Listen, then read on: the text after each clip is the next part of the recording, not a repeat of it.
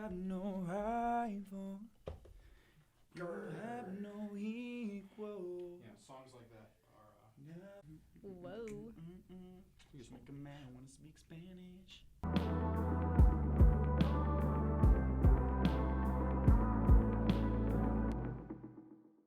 Welcome to Without Apology. I'm River, this is Steven, and this is Isaac. And today we have a very special guest, Sophia Fisher. Would you like to introduce yourself? Of course. Thank you so much for having me. My name is Sophia Fisher, and I'm the CEO and founder of the Voices of Reason. I'm the campus coordinator at the University of Akron for Turning Point USA, and I am an anti-human trafficking advocate. But most importantly, I am a follower of Jesus Christ. Hey.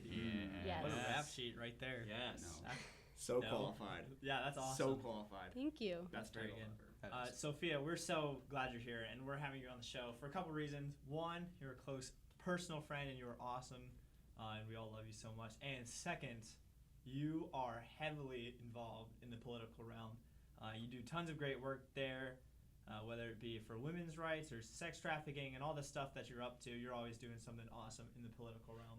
And we had a friend of ours at Finn Aiden asked us, how do you navigate through a very political world as a Christian? And we thought, who better to answer this question than the most political person we know, Ben Shapiro. But he didn't get back to me. Yeah. And neither did a certain presidential candidate. But now we have the next best thing, Sophia Fisher. But before we get into this, it is time for River's hot take. Oh boy. Can that be my theme for it? Your theme song? Sure. Never mind. Okay. All right. Okay. So my hot take is seasonal drinks are only good at the beginning of the season. Now, I've talked to Steven and Isaac about this a little bit. Me and Steven vehemently disagree. This is correct. Cannot handle correct. all the seasonal drinks. I can't do one drink throughout the entire season, which is why. But you have multiple Which is options. why there's multiple options, but still, they all taste the same eventually over time. If you're getting like a pumpkin, they all kind of just blend together. You're gonna for tell me. me pumpkin spice tastes the same as peppermint mocha. Okay, That's what I'm pumpkin saying. spice is like an October drink, and then the peppermint mocha, that's a December drink. If it's in the so same season, it's all going to be the same flavor. It just has I pumpkin see- in front of I- it. Yeah, okay, if it's I just see fall, it's pumpkin. primarily pumpkin. But at Right. Nervous Dog, shout out to Nervous Dog. We love that. Sponsor us. We love Nervous that. Dog has like 5 different drinks, and it's like harvest spice and like apple pie. It's not just pumpkin related. All right, we talked about the apple cider. He had a Oh, cool idea. yes. The cool drink, Okay. apple cider with Sprite. There's knew? 3 ways to drink apple Who? cider. That's There's revolutionary. Hot, there is cold, and there is fancy. Spicy apple cider. You take apple cider and Sprite, and you balance them and combine them, and it's like apple cider soda. It's got the little zing. You got that spicy little- water in little there. Zest. It tastes amazing. Never heard Alright, of it. But that's Never my heard of it. hot take on seasonal drinks. I think That they're we all disagree. best at the beginning of the season. I'm just saying, and then they slowly no get way. worse. Yeah, I'm not sure about that. Again, it depends how often you have the seasonal drink. That's what I'm saying. That's why I just you gotta. Peppermint mocha. You don't have it till the end of the season. You can have peppermint mocha 5 times a day, every day, And I'd for be your fine. entire life, and it will Whoa. be amazing. You would. All right. But you'd be I- broke. wow, You would so be bad. Because it's like extremely broke. 12 bucks a How cup, but it's like All right. the only thing Just budget it that out. can get too much is maybe pumpkin spice. Yes. It's just overwhelming. Yeah, it's a lot. It is. So like It is. maybe like once a week, you're like, yes, pumpkin spice. But if you have it when you're Anna Eck out here, Oh. and you're having pumpkin spice every single day. Oh my goodness. Hopefully It she is- watches this. Yeah, Hopefully she watches this I have a podcast. very We dear lo- friend, Anna Eck. She is addicted to coffee. We Yes. love her. She's And, awesome. Yeah, she's awesome, but she has a serious coffee addiction. Yeah. She's got a problem. She needs Yeah. help. Yeah. Okay. 2 other things that I need to do. One is announce our winner This is for true. our Sky Zone tickets, which is a free 2-hour pass. Whoop, whoop. Mhm. The other is announce all the platforms which we are on. We are on YouTube. We are on Spotify. We are on Apple Podcasts. We are on IGTV. And we are on SoundCloud. That's 5. Sorry, I was a little That loud is there, Count 'em. probably. 5. 5. I can 5. just keep on going.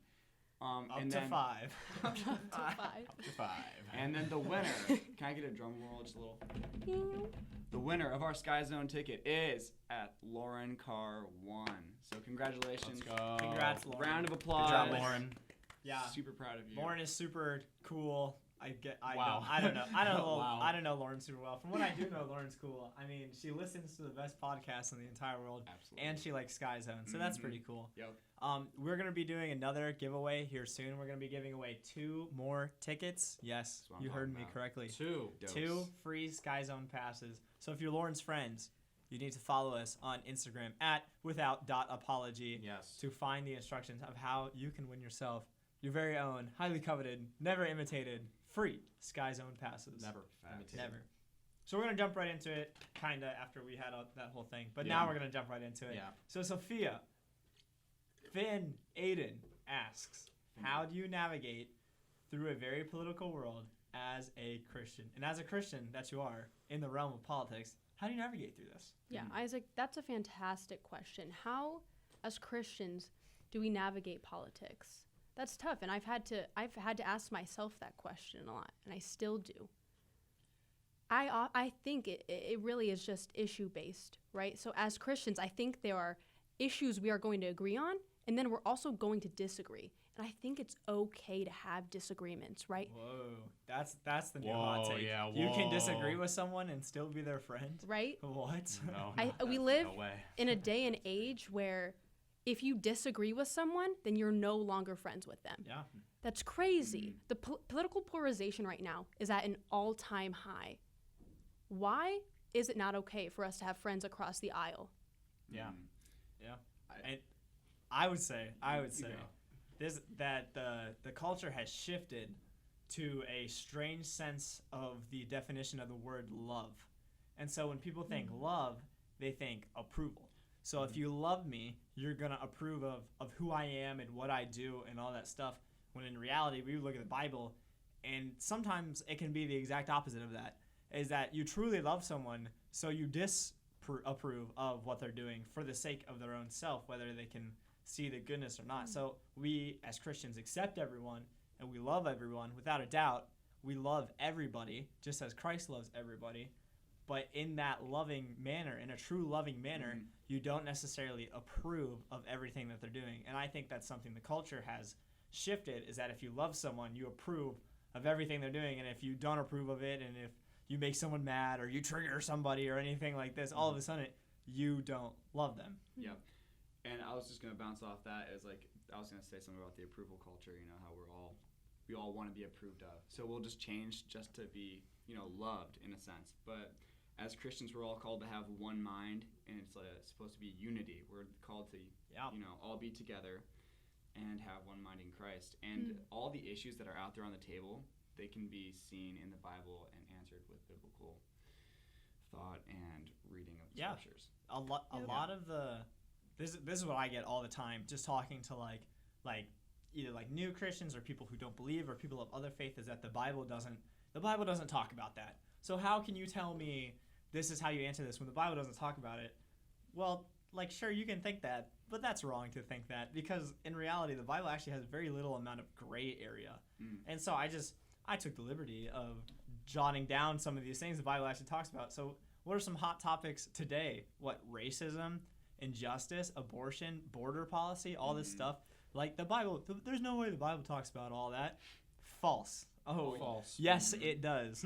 Racism, there's tons of stories in the Bible about racism, right? It was rampant through the streets. Yeah. One of the most predominant ones we see is the story of the Good Samaritan and the woman at the well, and all that stuff is racially driven. So the fact that like Jews and Samaritans, they wouldn't even like walk next to each other. Like that's like if you wanted to get to a town and Samaria was in the way and you were a Jew, you wouldn't walk through the town. You'd walk all the way around it. And that's like back then you're literally walking for days and days and days, all to just avoid a certain race of people.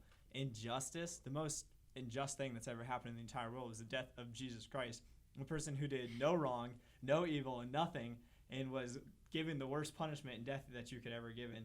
Abortion, Genesis 1:26, God made us in his image. And so every human being has inerrant value and worth because you're made in the image of God, right? So no matter what you do or who you are, or no matter what, you have inherent value just because you're made in the image of God. So even if you're an unborn fetus, that unborn fetus is made in the image of God. Correct. And so you're just going to like kill something that God has already deemed as something worthy and something amazing, something in his image. And border policy, Matthew 25:31-40 says, I was hungry and you gave me food. I was thirsty and you gave me drink. I was a stranger and you welcomed me, right? So we as Christians, we're actually foreigners and aliens of this world because we're not citizens of this world. We're citizens of heaven, right? We got the earth out on loan right now. Yep. So the fact that we would reject somebody, and I get there's a lot that like goes into all of this stuff, but like just as a whole, if you're going to tell me the Bible doesn't talk about these hot topics, I'm going to tell you you're wrong. Yeah, I think that the biggest thing, and this is a question, Sophia, that you would probably really be able to resonate well with, is like a lot of the issues that Isaac talks about here and like all these different things that people commonly argue about today, people will strictly put that on one side or the other. They will strictly say, Right. oh, that's completely a conservative thing to think about. No, that's definitely a liberal thing to think about. And they'll instantly think that because the Bible talks about this, we're put on one side. So some people say, oh, if you go to church and you're a Christian, you have to be red. Oh, if you go to church and you are a Right. Christian, you have to be blue. And it's kind of like, where do you see that whole entire debate in that topic? Yeah. So I think that's a fantastic question. As Christians, you can be a Democrat or a Republican. Right? Isn't that What? crazy? What? Whoa. New Sophia's hot Crazy. take. Yeah, Hot Sophia's hot take. She's on fire with the hot takes. As a Christian, it's okay to be for bigger government. It's okay to be for more limited government. You touched on something super interesting earlier, abortion. I think this issue often is politicized when it shouldn't be. Abortion is not a political issue. It's a human life, right? So as Christians, it's not a gray issue. Yeah. It either is a life or it's not.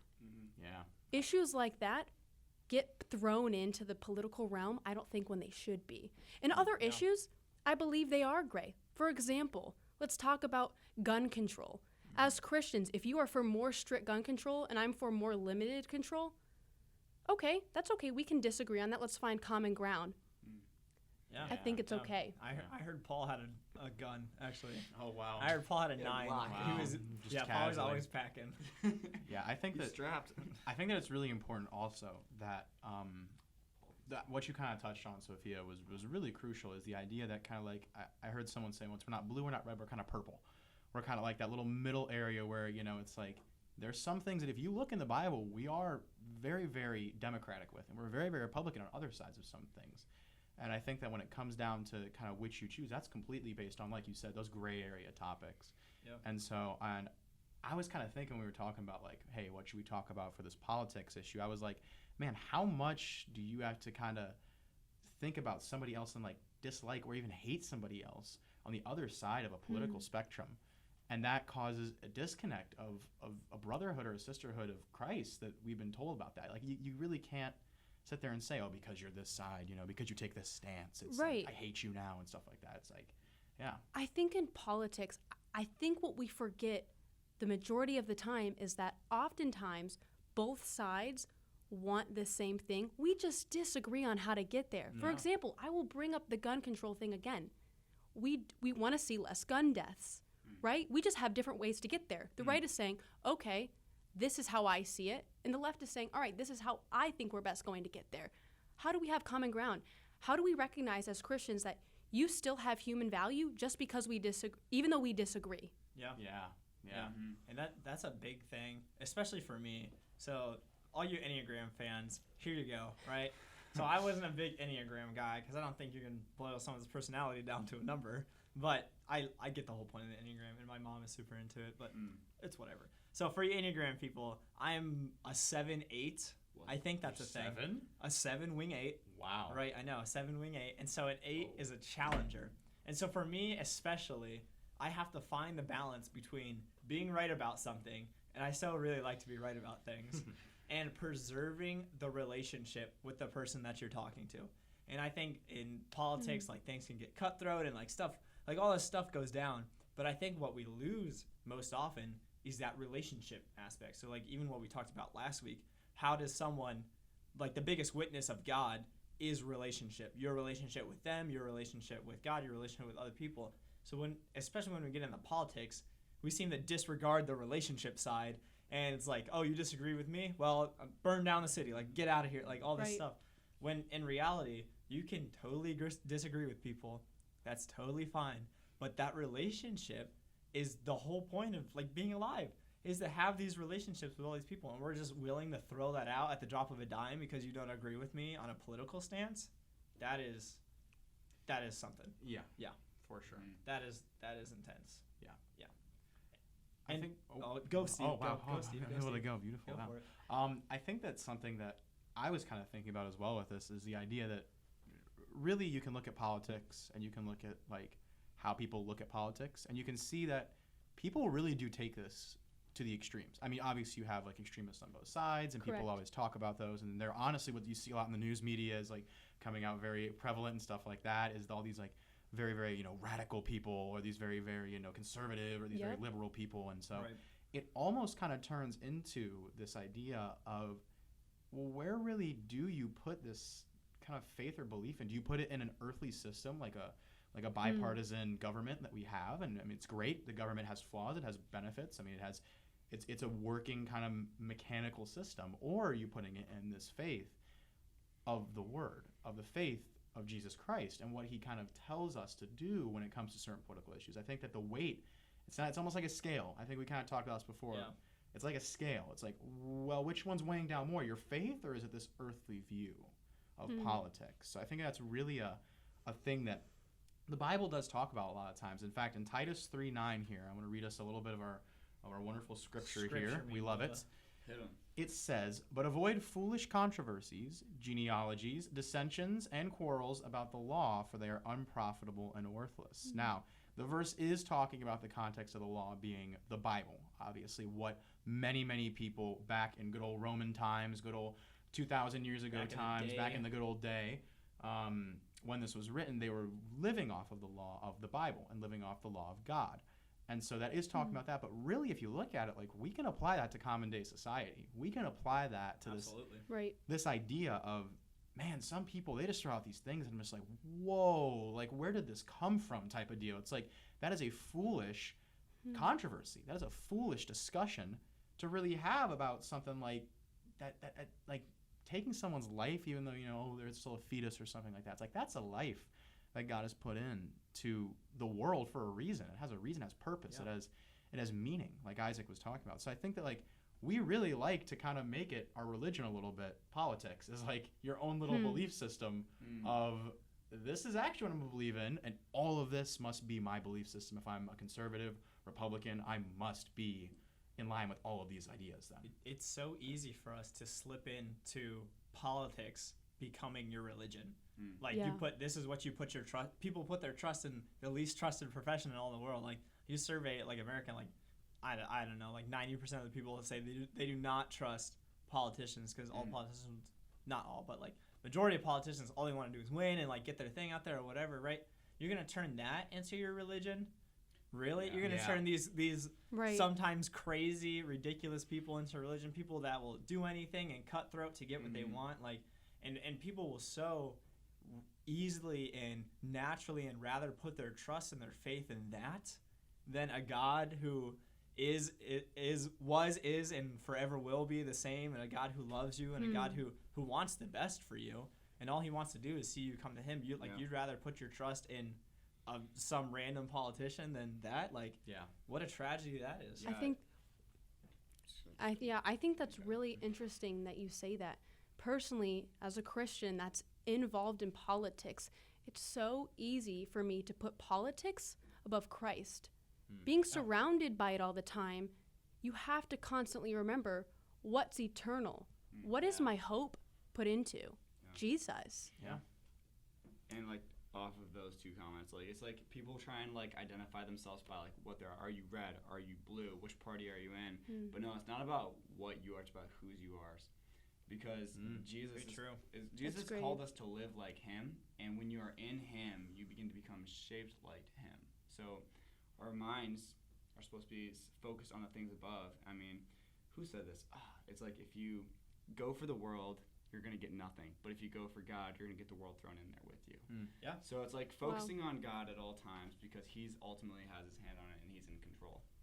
And that's right. So like that. neither neither party's got it right. Yes. Like we like to think like one side's an idiot and like one side like knows everything. Like neither party has it right. Did C.S. Lewis say that? I don't know. dude. I think But- C.S. Lewis said that. So neither party got it right. Neither party can capture all the Christian social ethical points and all in one. And this is the danger of putting your faith into politics when you'd rather put your faith into Jesus. And as politics fall on you like that, you can decide, I agree with this because of what Jesus says, not I agree with this because this is coming out of the right or this is coming out of the left. Mm-hmm. When you start doing that, dangerous things start happening, right? Bad Right. stuff starts happening when you'd rather just defer. Oh, Democrats said it, so I'm just going to go with it. It's or the tribalism. other. That's exactly what it is, Mhm. right? Yeah. And I'd rather be in the tribe of Jesus, the Mhm. tribe of Christianity, I love Yeah. that. than any other political spectrum you could ever put in there.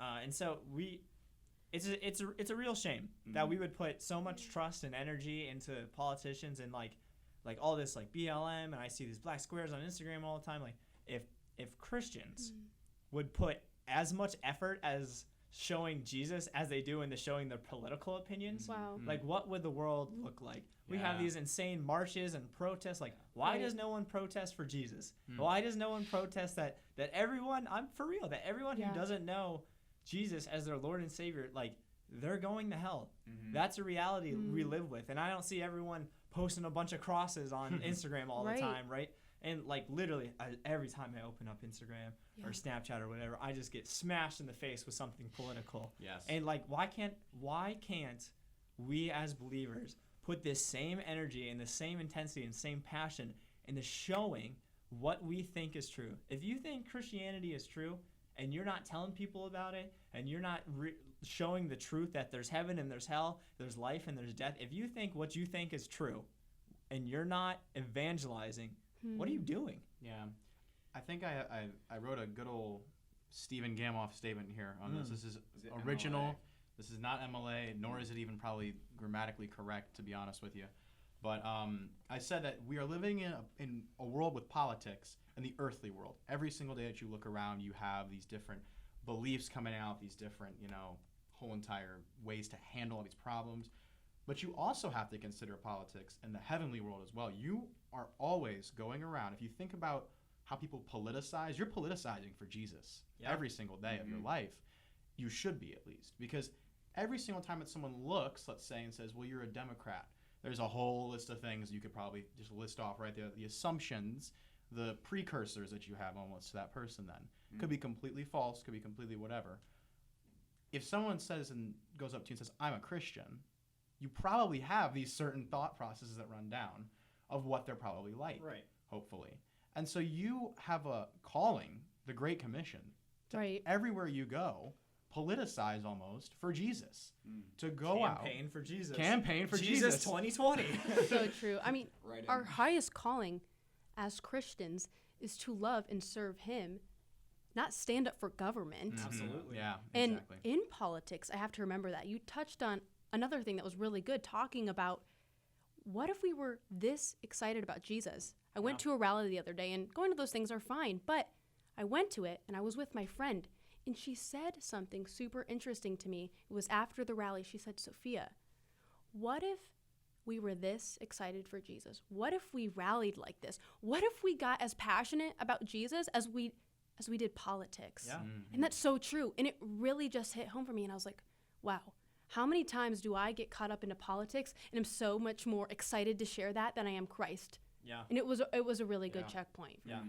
How many people do you know that will go to fight you tooth and nail and go to death over their political stance, Yeah. but will bend over and cower as soon as you bring up religion and Oh. Jesus? I'm and guilty life of stuff? it. We're, I mean- we're all Everyone guilty does of that. it. Yeah. But Yeah. if people had the tenacity and the boldness and the audacity that they have with politics, but they had that in returns of Jesus, that would astronomically change the face of the earth. Imagine if people were as offensive with their religion, like, oh, I'm going to be offensive Yeah. with the gospel, Wow. as they were with politics. Because people will say some Right. offensive stuff. Because you know? how much do you have to hate somebody to not tell them about Jesus? That's so true. You think Jesus is real? You think hell is real? You think heaven's real?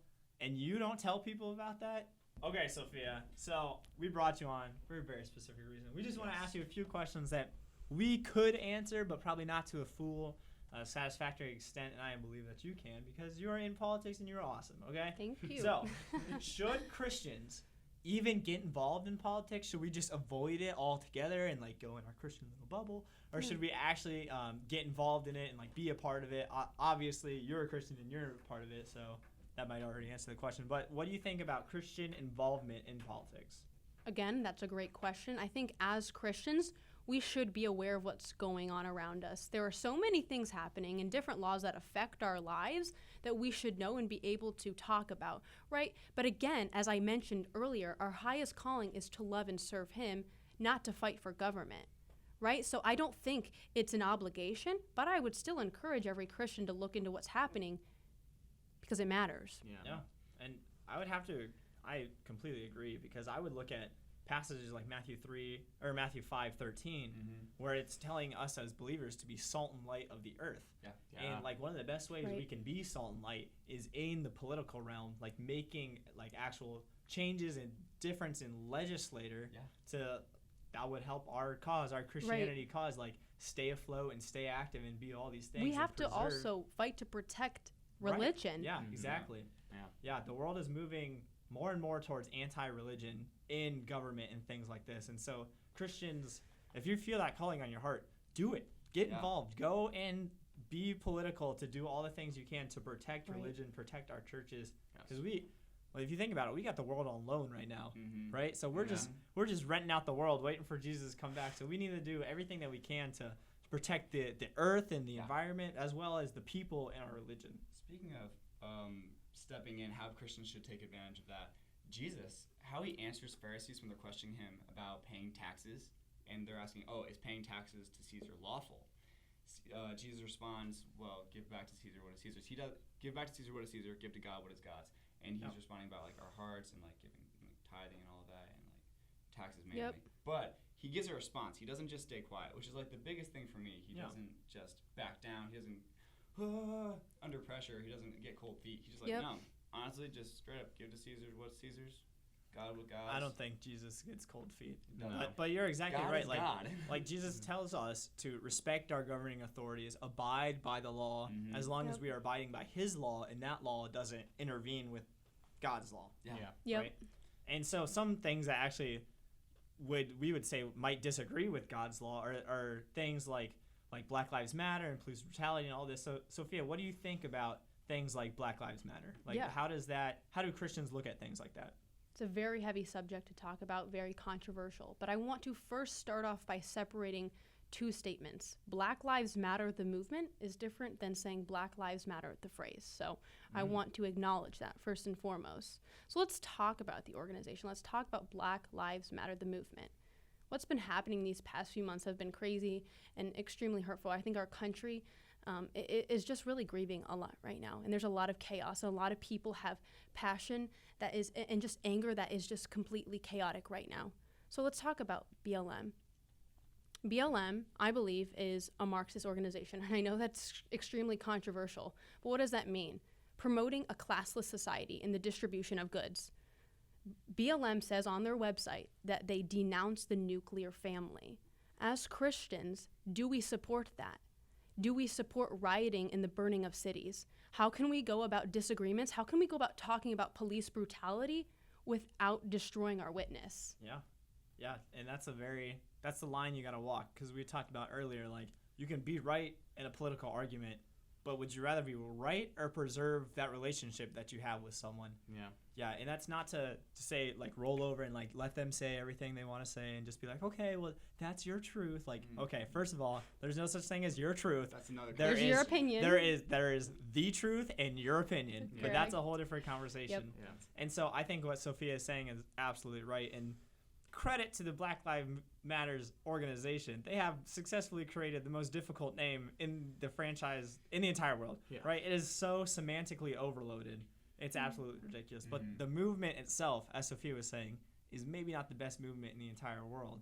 But what would you say about the actual phrase Black Lives Matter? Yeah, I think it's a great phrase, right? Black lives do matter. Absolutely. I think as Christians, our job is to love people because Christ loves us. We want to spread that love. So they do matter, and I think that's amazing, right? I think people will often say, well, because you're saying Black Lives Matter, it means other lives don't matter. Yeah. If you're saying only Black Lives Matter, that's a problem, but I'm totally fine with saying Black Lives Matter because they do. Police brutality exists, it's real, but again, there are bad apples in every field. I think we need more funding then if we want to better train police. I think defunding the police is the wrong approach to this issue.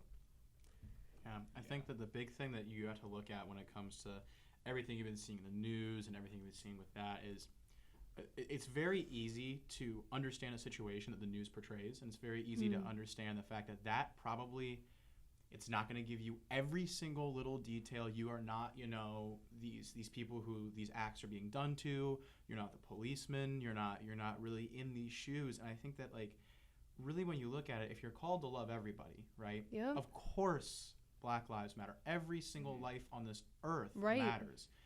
God does not look at you and say, oh, well, because you're different skin color, because you're different race, because you're a different ethnicity, anything like that. No, nothing like We're that. his creation, Exactly, and that's beautiful. right? Genesis 1:26, it says man was made in the image of God. And like mankind, every human in the world has inherent worth and dignity and respect because they're already made in the image of God. Yeah, and so I think that exactly what you're saying, Sophia, is correct. It's the idea that you look at maybe everything, and I will completely agree with what you said as well. The Black Lives Matter movement itself has a lot of negative things that are going on in our society that God would look at it and say, I don't really know if this is what I would call you to do at all. Correct. I mean, if you look at what they're doing, it's not pushing this narrative of all Black Lives Matter. It's only some Black Lives Matter because when a ton of Black lives die in Chicago and people are shot, where is Black Lives Matter? A cop was recently killed, a black cop. Many of them have been killed. They don't talk about it. Why? Because it doesn't fit the narrative. Yeah. Are we going to protect all Black lives, or are we only going to talk about the ones that help promote BLM, the movement? Very, very good point. Yeah. And a lot of people, especially today, are so quick to jump to the narrative, to jump to the conclusion that they'll overlook all the facts. All they see in all media reports is white cop kills black man. Yeah, that's all you see, right? It's never bad man kills good man. It's always pulling the race card. They never talk about alleged rapist breaks into a house, evades cops, kicks one off his back, runs into a car, grabs a knife, gets shot by white cop. Right? All you hear is white cop shoots black man, and that's that's the biggest problem. Is our generation doesn't want to look at the facts. You don't want to wait a little bit to understand more about the story because you're so quick to jump and support that narrative. Yeah. Right. And I think into this subject a little bit, I feel like we always try and paint it good guys and bad guys, but no, everyone is. I think the Bible states pretty clearly there's no one that is really good. We all make bad decisions. We all do bad things, and then there is none righteous, not even one. No one's right. Yeah, exactly. In Romans. Yep. Right. There's none righteous, not even one. But go for it. But we paint that picture like there's someone that's good who's doing absolutely nothing, and then bad guy came, bang bang, he's gone. Yeah. Right. We're not patient. And how do we become quote unquote good in the eyes of God? It's through the blood and through the sacrifice of Jesus Christ. He, big fancy word, justification. He justifies us through what he did. He paid our debt so that we could have a relationship with him in heaven. And so no one is righteous, not one, but Jesus is righteous, and we take on Jesus' righteousness when God looks at us. So this is all fantastic conversation. Thank you so much, Sophia. I kind of want to transition into, I don't know if you guys have heard or not, but there's something going around. There's a little bug going around, right? A little thing we like to call COVID-19, and it has River comedically coughs. Yeah, comedically. That was not really hilarious. comedically. But it has affected everything we do. I leave the house, I'm like, wallet, keys, phone. Mask.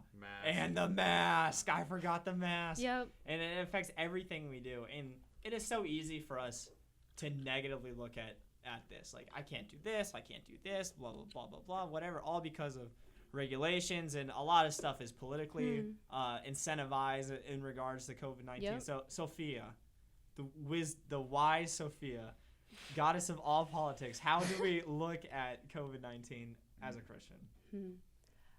That is a great question. It was tough, when everything started to get shut down, and I felt like I had no control. For one of the first times ever, I felt completely powerless.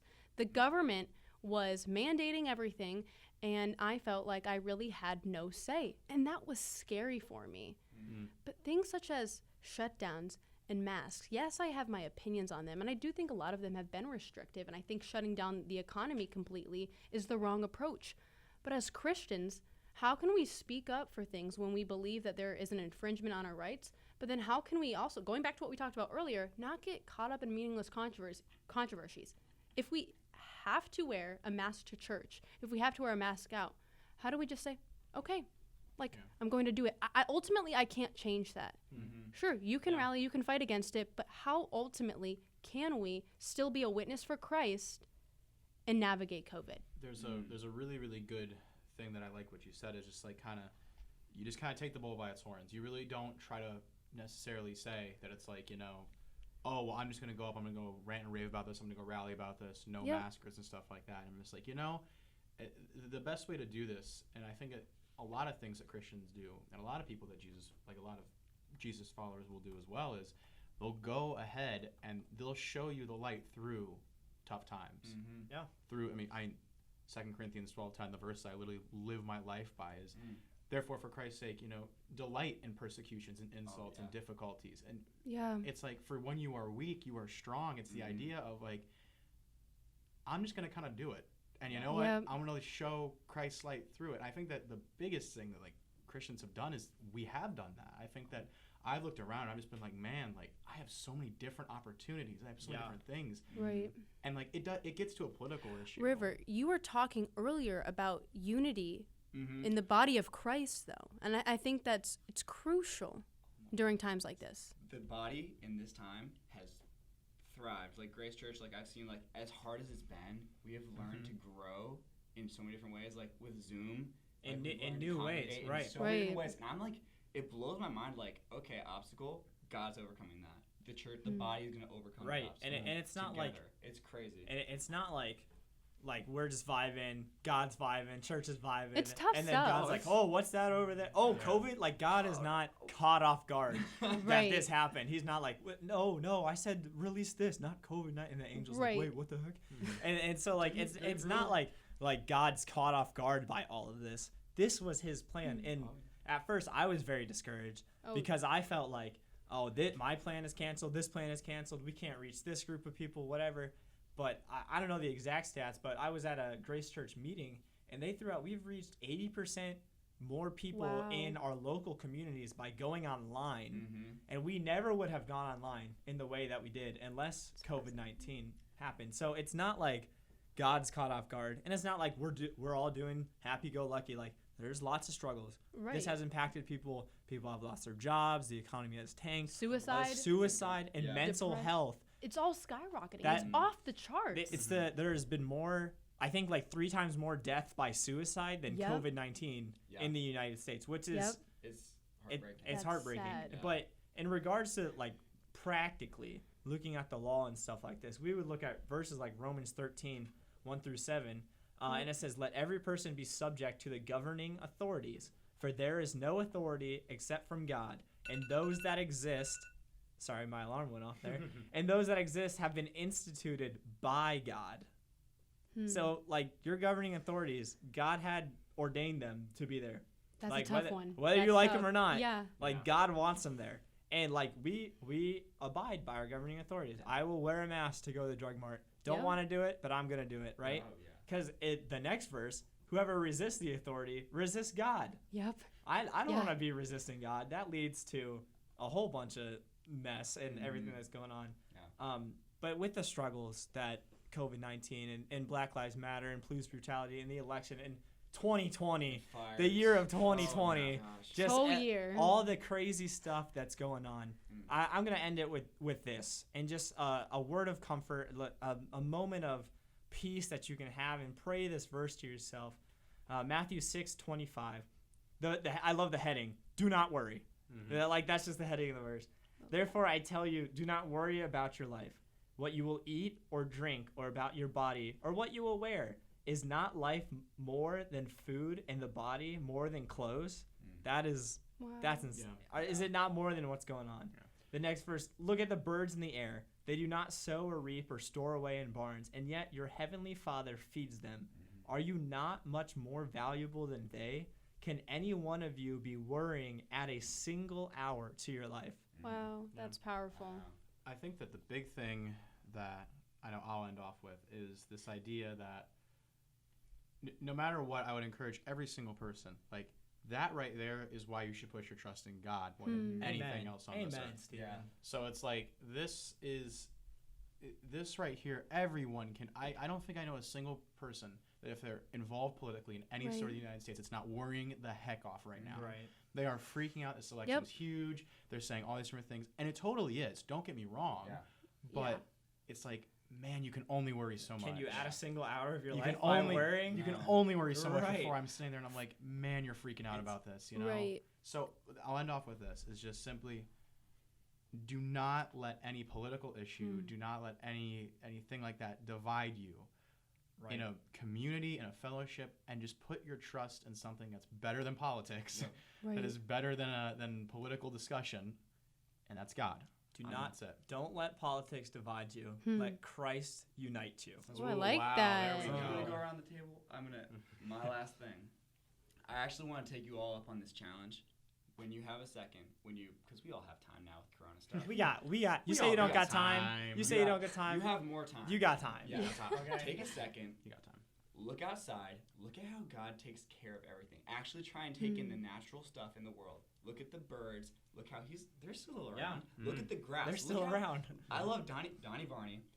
He told Oh us my this. gosh.